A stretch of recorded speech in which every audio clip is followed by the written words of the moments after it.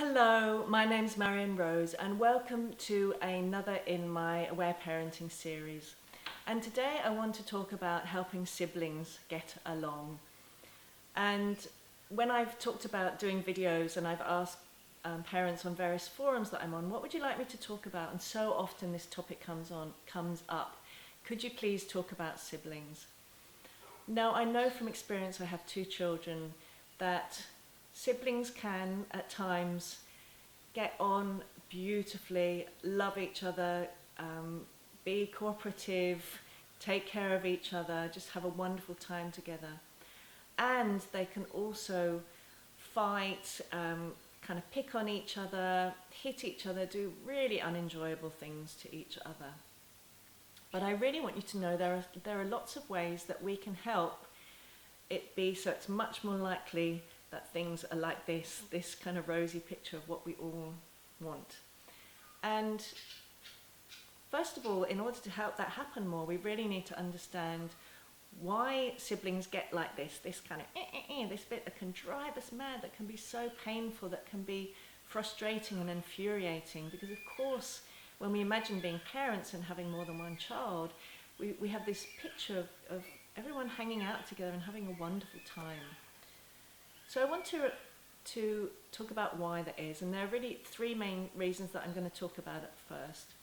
The first is, and I'm obviously not talking about twins here, but in terms of one child coming into a family and then another child coming in, we often don't understand, particularly for that first child, or if there are more than two children, the child that's come before, how hard that can be to have a new sibling. And I always remember Aletha Salter, who is the founder of Aware Parenting and who wrote several books, and actually if you're wanting to learn more about it, Tears and Tantrums would be a really helpful one to in terms of siblings. There's another one called Helping Young Children Flourish, which talks a lot about this too. So I remember her many years ago saying to me, I think it might have been in a workshop, saying, imagine if your partner came home one day and said, I'm going to bring home a new wife and you're going to love her. You're going to love her so much. You're going to be best friends. You're going to play together. You're going to hang out, go shopping. And then he brings her home and he spends so much more time with her. He snuggles up with her. He cuddles her. He kisses her. And actually, since she came along, he actually gives you far less connection. He seems to get frustrated with you more easily. He asks more of you. He kisses and cuddles you less. He's just generally not as attentive to you. How do you imagine you might feel? No, I know it's kind of a funny example, but it really is to help us understand the profundity of the feelings that older siblings can have when their next sibling comes into the world. And these feelings can be even stronger the younger they are. So the younger they are when this happens, the harder it can be.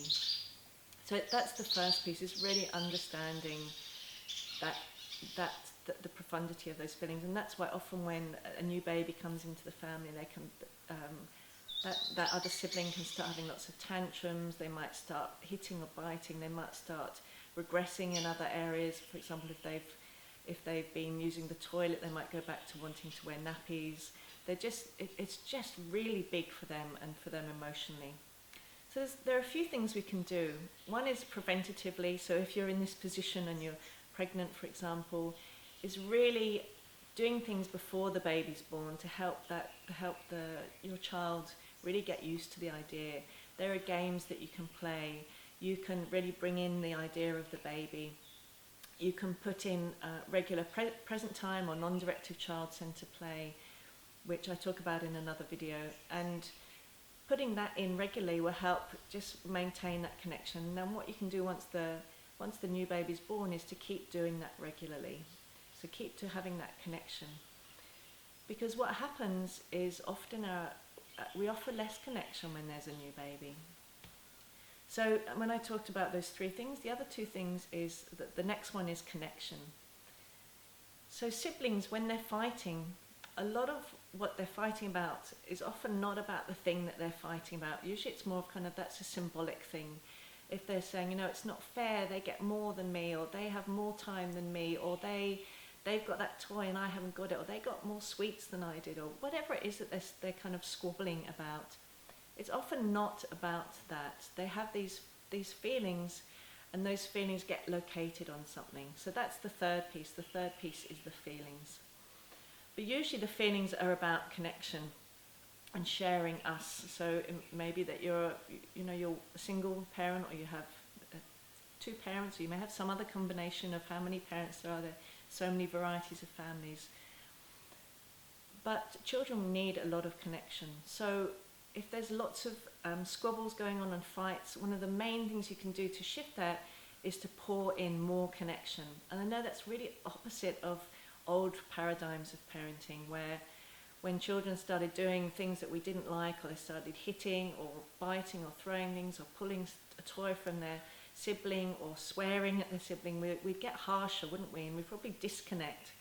But actually when they're being like that is when they're actually longing for connection. So there are two things we can do. We can do that preventatively. So present time is like the magic key, because present time really fills up their need for connection and their need for choice. So I highly recommend putting in, if you've got two or more children, and I know it can be hard finding times to do that when it's just you with one of them, but finding times where you're just giving them one-on-one connection and letting them choose what happens. And if you want to know more about present time, please watch that video, because I go into more detail. That will start to fill their cup up, so they're not having that sense of, he's got more than me, he's got more connection than me. No, he's got more connection than me. They can start to have that sense of, mum and dad still love me, they still care about me, they still want me.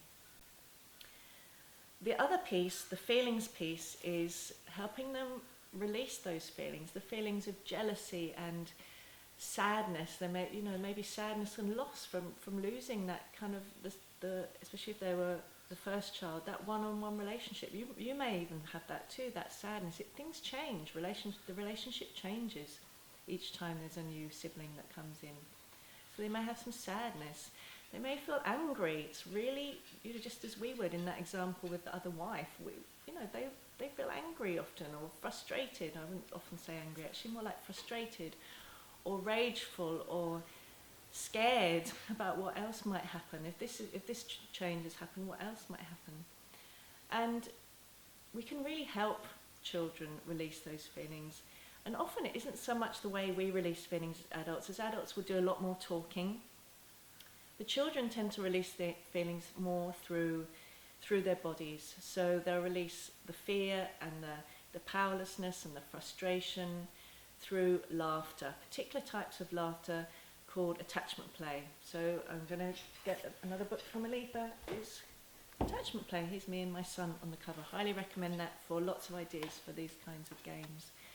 So one perfect game, and this actually doesn't come from Aletha, it comes from, I think it's from Lawrence Cohen, which is Playful Parenting, another beautiful book.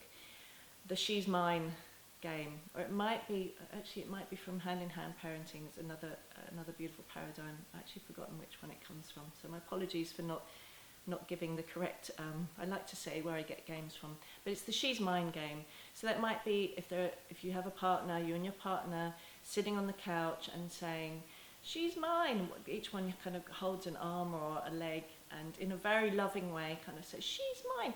No, she's mine. No, I love her. No, I want to give her 10,000 kisses. No, I want to hug her and squeeze her and love her so much. No, but she's mine. I want her. It's such a beautiful game for helping both meet children's needs for connection, but also you'll probably find is they laugh a lot, because laughter is the way that they release fears and powerlessness and frustration. So it's this beautiful combination of the connection and the releasing the feelings. So games like that, the She's Mine game.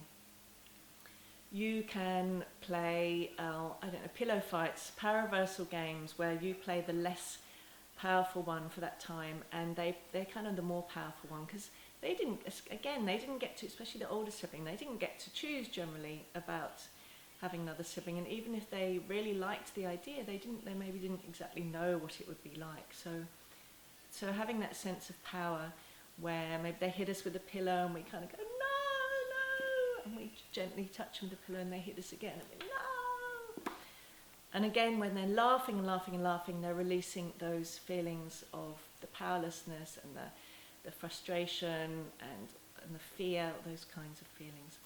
So any game where you're noticing that your child laughs, but not including tickling, so tickling, even though children laugh, it's generally really overstimulating for their nervous system. They can actually feel more powerless often. If you ever had that happen to you as a child, you probably know that. So any games that, apart from tickling, where they're laughing, they're actually releasing those kinds of feelings. So, keep on doing those, rough and tumble, and the kinds of games. And particularly around anything to do with sharing. So any kind of game where you can bring laughter in around sharing, that's going to help release their feelings about that. The second way they release feelings is through tears and tantrums. So in old mainstream paradigms, it used to be seen that tears and tantrums were like misbehaviour or something we needed to stop. But tears and tantrums are a beautiful way that children have to express the other kinds of feelings. The sadness, the loss, particularly more of the tears type, the loss, the way we cry when we're sad and upset. And the tantrums are more for the more kind of that kind of rage of, how did this happen? I've got a new sibling, those kinds of things. Tantrums, as long as the child is not hurting anyone or throwing anything, they're just raging and we're there and present with them and just saying, I hear you, sweetheart, and I'm listening, and I see this is really hard for you. It's like they're just letting all those feelings, releasing it from their bodies. I call tears and tantrums therapy for kids. So instead of waiting for 30 years and going to a therapist and saying, I found it really hard sharing with my sibling or siblings, they can get to express that now with us. How much more powerful is that to actually get to express it with their own parents? So these kind of things, when we do them regularly, when we pour in more connection, particularly through things like present time, when we pour in more opportunities for laughter, for example, through those kind of attachment plays that I talked about, and we listen to them when they're crying and having tantrums and maybe even having a big cry about a really little thing, that's really not about the little thing. It's really an opportunity to let those feelings out. What happens then is they get to release all those, the frustration, the jealousy and the anger and the loss. They feel connected with us again and they get to return to their natural loving self. They want to love their brother or sister. They want to be compassionate and caring and gentle and understanding. That's their true nature. And when we pour in that connection and we help them express those feelings, they can be their true nature. They can be that loving being that they really are. So it doesn't come through us trying to teach them that or tell them that, because they can't think clearly. When they're feeling those feelings, they can't think clearly. And they already know that they don't even want to actually do the kind of harsh things or the hitting or whatever it is they're doing. And they know you don't want them to do them. It's just in that moment they're overcome with those feelings. So the more we can listen to those feelings, the less likely they're going to act in those ways. And they really can, so siblings really can be loving and compassionate and play together. And the more we put in these ways of connecting and listening to them, the more they can express that in the world. So thank you so much for watching. I'd love to hear how you get on. So, play with these things, read more of the materials. And if you'd like to learn more about this way of parenting, please subscribe to my channel. And I'd love to share more of these kinds of tips with you. So thank you so much for watching, and I look forward to talking to you again next time.